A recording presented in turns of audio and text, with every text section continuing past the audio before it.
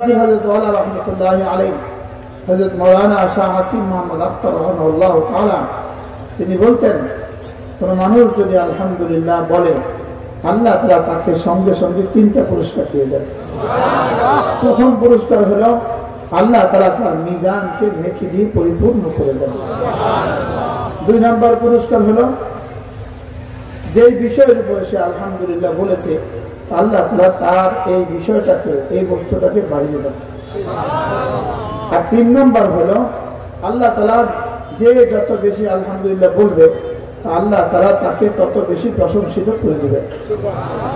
হযরত মাওলানা আব্দুল হক সাহেব রাহিমাহুল্লাহ তাআলা হাকিমুল উম্মত মুজাদ্দিদুল মিল্লাত আশ-শাফিঈ নাওয়াল্লাহু মারকাদার আখির খলিফা হযরত মাওলানা শাহ আব্দুল হক সাহেব রাহমাতুল্লাহ আলাইহি তিনি বলতেন, আমরা যারা আছি মুসলমান, আমরা যারা আলহামদুলিল্লাহ বলি, তবে নিয়ামতি ইসলামের উপরে আমরা আলহামদুলিল্লাহ বলি না, নিয়ামতি ইমানের উপরে আলহামদুলিল্লাহ আমরা বলি না, ইসলামের মতো নিয়ামতের উপরে আমরা আলহামদুলিল্লাহ বলি না, ইমানের মতো নিয়ামতের উপরে আমরা আলহামদুলিল্লাহ বলি না।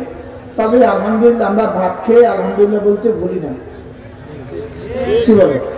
ভাত খেয়ে আলহামদুলিল্লাহ আমরা কি বলি?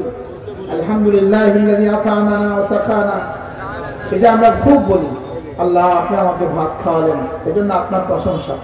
তো হযরত রাহমাতুল্লাহ আলাইহি বলতেন, আল্লাহ তাআলা জানতেন ওরা ইমানের উপরে আলহামদুলিল্লাহ বলবে না, ইসলামের উপরে আলহামদুলিল্লাহ বলবে না, তবে ভাত খেয়ে খুব বলবে আলহামদুলিল্লাহ। এজন্য ভাতের আলহামদুলিল্লাহর সাথে ইসলামের আলহামদুলিল্লাহ ঢুকিয়ে দিয়েছে। আলহামদুলিল্লাহিল্লাযী আত'আমানা ওয়া সাখানা ওয়া জাআলানা মিনাল মুসলিমিন। ওয়া জাআলানা মিনাল মুসলিমিন ভাতের উপরে কেন উল্লেখ করলেন? তুমি তো ইসলামের উপরে বলবা না, ভাতের উপরে খুব বলবা। আমি ভাতের সাথে ইসলামকে ঢুকিয়ে দিলাম।